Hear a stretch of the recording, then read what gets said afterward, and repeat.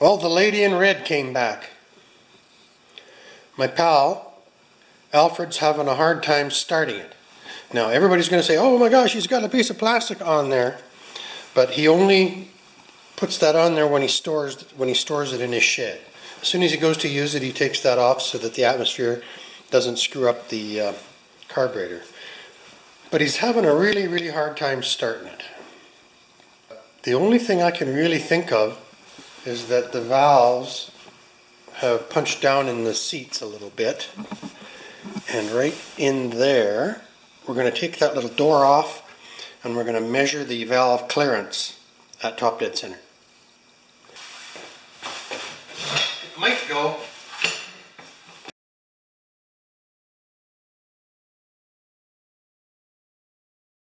Good stuff. So now I'm going to drain the fuel system. And look how simple this thing is.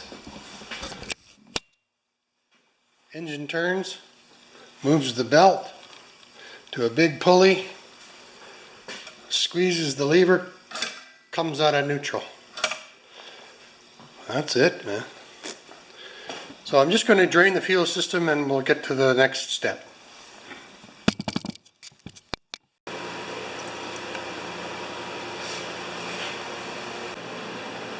So this fuel is a bit old. I'm not going to keep it. It looks like regular fuel and I burn premium on all my small stuff. Thanks, guys. Alright, so a gentleman by the name, his channel name is Not Too Fast For You to See. He takes these apart and he takes the tank off first.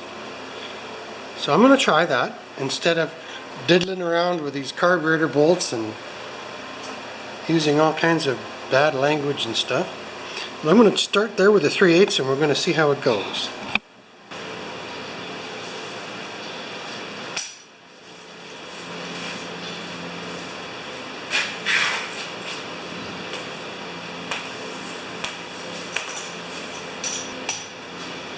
Mind my furnace.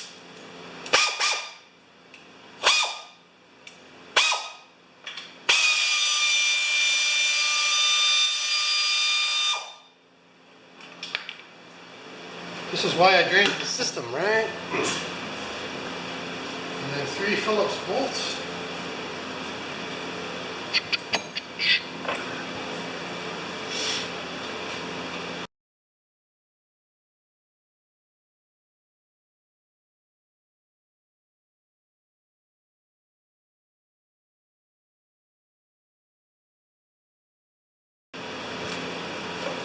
The rubber seal. I heard something let go. Oh, okay. Clamp.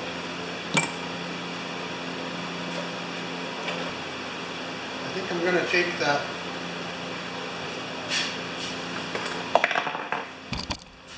I don't know if this is going to work or not, guys. I'm going to take this off right here and see if that helps me on my disassembly right there.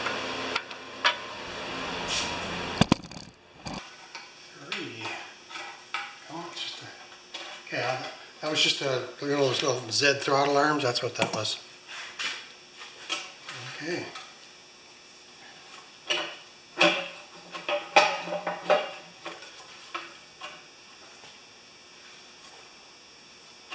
Oh, throttle arm. That's got to come up. That's right too. I've had. It was about 2 years ago. This was in. I think. This is an old one. This is a 1969.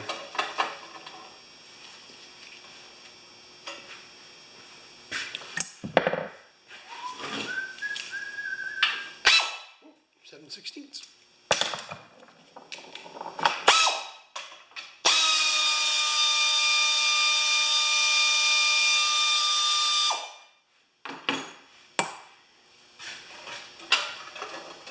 All right, where I'm at now. Oh, there we go.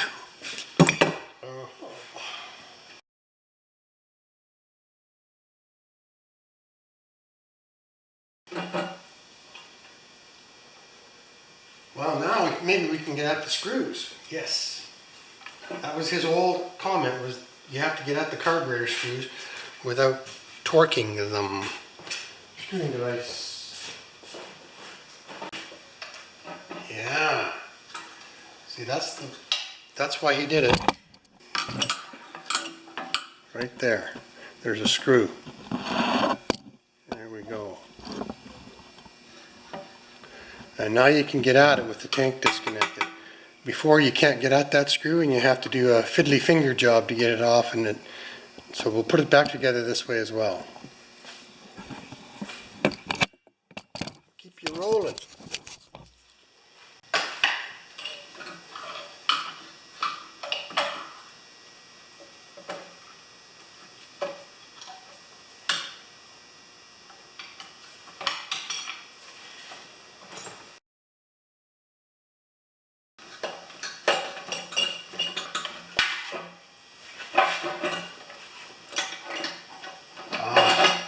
Hello, we're cooking.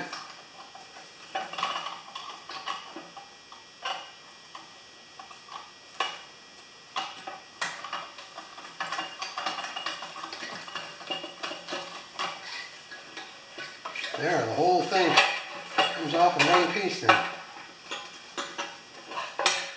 One wire for the off on. There we go! Yay! So now we'll just take a light in there and show you what we got. So that's the little door I was trying to get at, right? There and there are the two bolts. And that's always right below on these ones, it's always right below the gas tank, which makes it quite inconvenient. So now we should be able to just take off this little door, and hey, it was already loose. Go figure.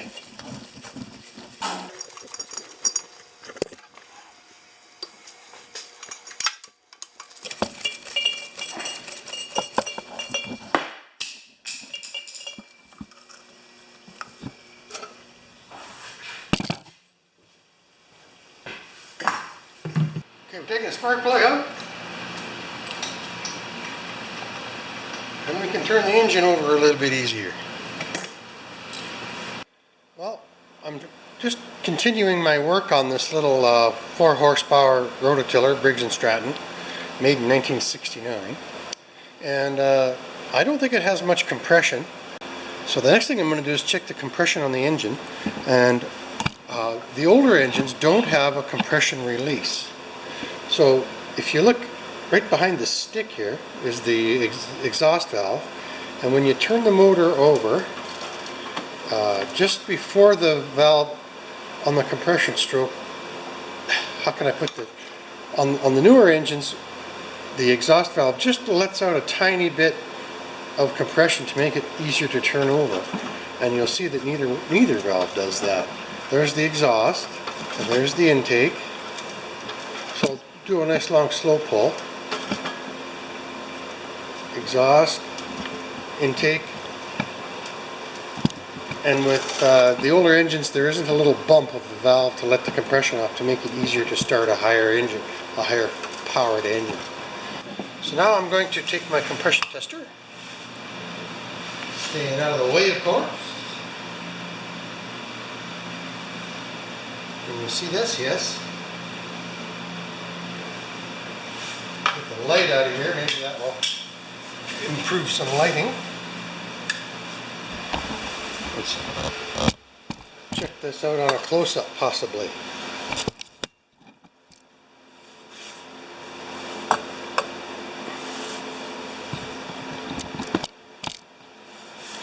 Okay, let's check the compression of this motor.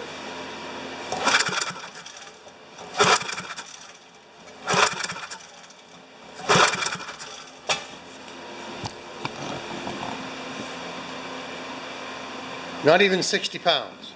And I would think it should be up in the 90-pound range.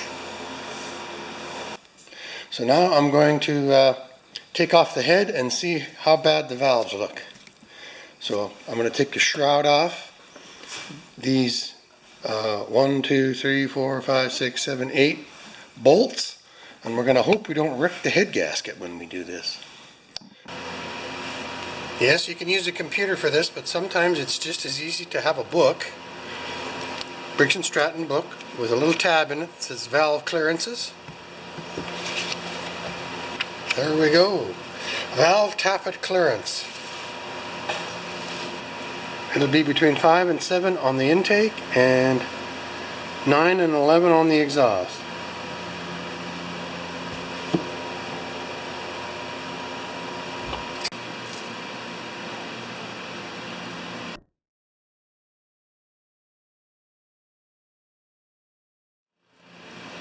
And grab the camera, flashlight. The exhaust valve is open right there. So that's the valve we're checking.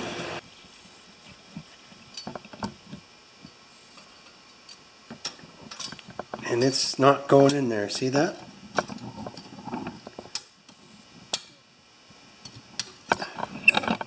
So I am going to take the head off and grind that valve a little bit. Alright, I've taken the 3 bolts off, so this should just pull back. There we go. Put it back over here with the rest of the parts.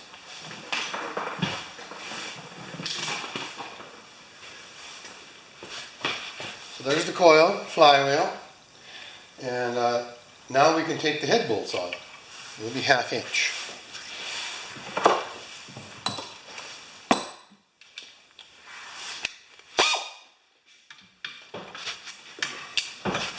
Just going to loosen them all first.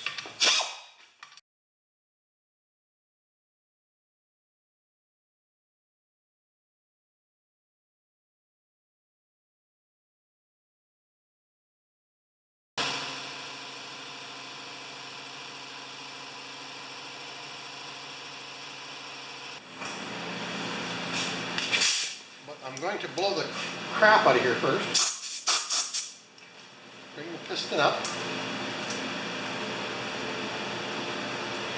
Now, you can come with me. So, piston's at top dead center.